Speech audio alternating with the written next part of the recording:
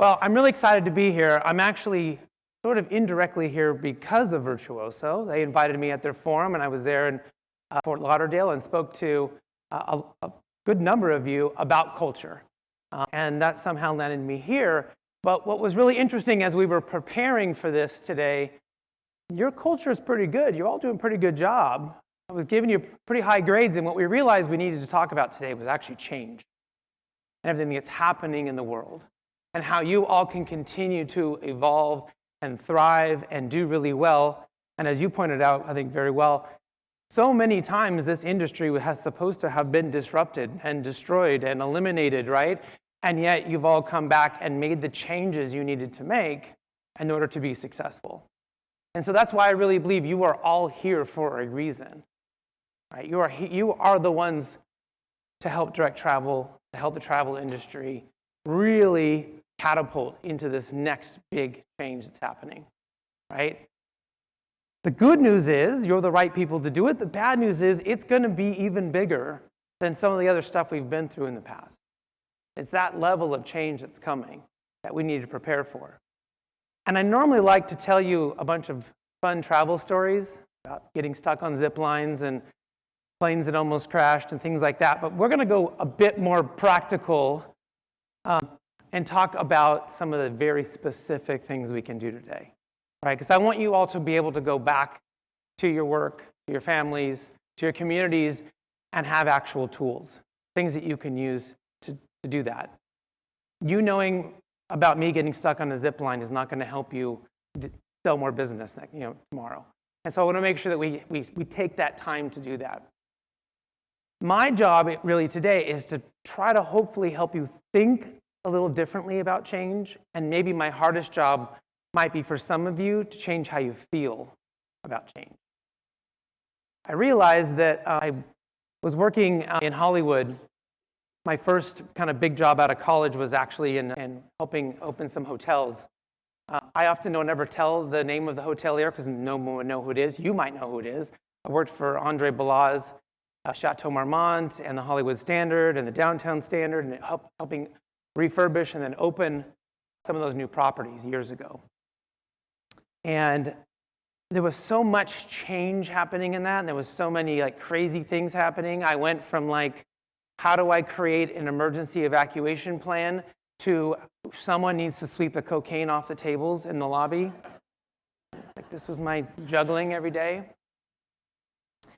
But when I got hired, and I don't know how I got hired, I just showed up, and I think my boss was like, yeah, I got no time for this. You look fine. Take the job.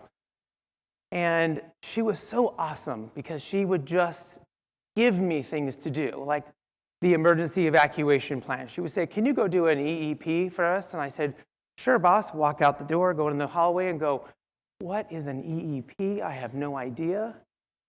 But she had coached me to go and make friends with all of the other people who had my job, except I'm 22, and they were all 60, kind of elderly ex-cops with mustaches that had they were the head of security or operations. And so I'm asking them for all this great help, and I walked into this, I think it was the Argyle Hotel, which doesn't exist anymore, walked into his office and said, hey, do you know what an EEP is? And he said, sure, buddy. Pulled out a giant folder and just handed it to me and said, take that and bring it back when you're done. Now, this is before we had a lot of the tools we had now. I spent the next 2 weeks retyping on WordPerfect this entire EEP, as a few of you that remember that program, and handed it back to my boss a week later, and she was shocked that I had gotten done that quick. And I went, oh, I could have wasted some more time. I could have taken a whole month to do this. But it was that kind of environment where I got really addicted to change. I really enjoyed having new opportunities and new fun things to go do. And it was a shock to me later on in my life when we were challenged with finding a new way to do things, and everyone wanted to put the brakes on. Everyone wanted to slow down. Everyone wanted to wait a little bit. And I was ready to go do the next thing. But I bring up this hotel for a reason, because my boss decided to take another job in New York. She asked me to come with her, and I said, well, I sort of have this girlfriend, who's now my wife, who I kind of like, and I don't think I'm going to go to New York. I'm going to stay here. And so they brought in a gentleman who had been at one of their hotels. It was sort of his turn to take a GM's position. And he was really, really good at three things: criticizing, complaining, and conspiracies. So I went from the boss who said, "Go figure it out, Chris. You can do anything," to, "You know that valet? I don't like the look of him. Can we put him under surveillance? You know that housekeeper? Maybe we should run a sting and put $20 in the room and see if she steals it." And I'm going, "What are you talking about? We're trying to get this hotel, another 100 rooms ready to open up, and you want me to run a sting on somebody?" It just didn't make sense. And at one point, I remember I just wanted him to shut up. I just wanted to go home.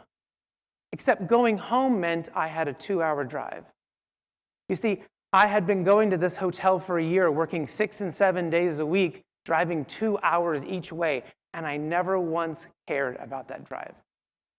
I loved my job, and I loved the people I worked with, and I loved all the crazy things that happened all day long at this, I might be sitting next to Cameron Diaz one moment, and I might be sitting next to Billy Corgan another. It was so cool at 22 to be doing all this stuff.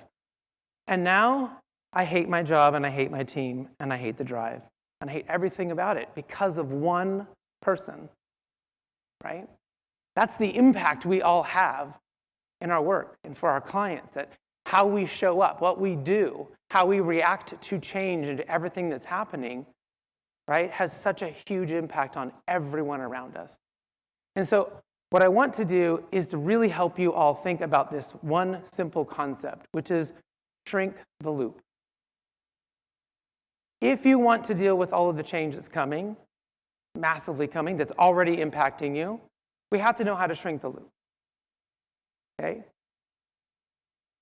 How do we start something and get to the actually doing something very quickly? My first boss was very good at that. She empowered people. She gave us enough information, but not everything, right? So she could get a lot more done herself. The second boss, we never closed the loop. We could never shrink it. We never got anything done. That hotel he got fired, and that hotel does not exist anymore. Probably because of his leadership.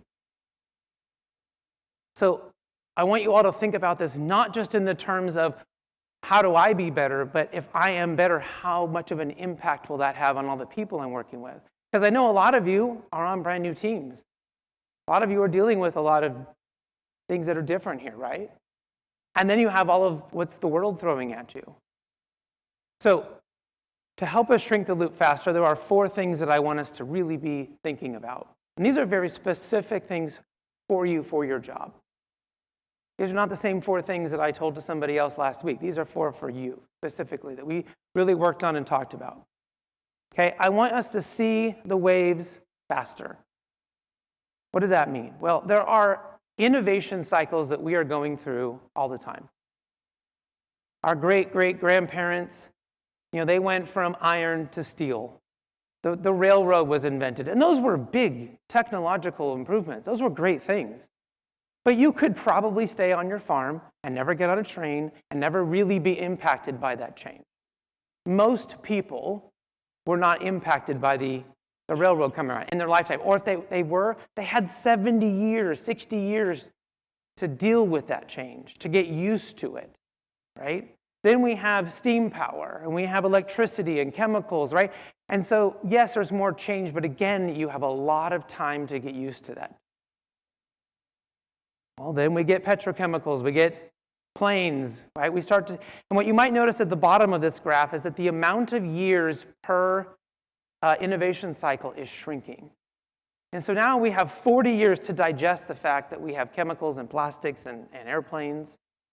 Again, you could probably still never get on an airplane, and your life may not be that different. Probably electricity might have been the biggest change. But when the change is so good, when you can see at night, you can see in your house, right? That's a big change, but that's not disruptive to your life. It was probably helpful to your life more than anything else. And then, of course, we get fax machines and pagers and Google and AI and all of this other stuff. But again, the amount of years that we have to actually digest change is shrinking. That's hard. That's really hard. You don't get a whole lifetime to figure out all the new things that are coming around. You're getting only a little bit. So I'm really fortunate to have a grandson. He's 5 now. And I'm a little worried that like he's going to have as much change as we've all had in our lifetimes in a year. Like that's a real possibility. By the time he's my age, every year he may go through that amount of change. How do you get things done? How do you sell to people?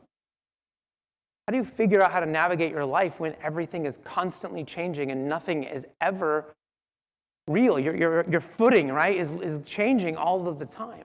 I mean, can you imagine every time you got in your car, there was a new way to go where you needed to go? I mean, that's what we're up against. That's the kind of change that we're dealing with. So we really need to think about what we're going to do. Now, I don't know where everyone is at with AI. Some of you may be all over it, and some of you may be like, please don't talk about AI. I don't want to have to do that. But I wanted you to understand that in just the first 17 months of ChatGPT existing, they got 800 million users.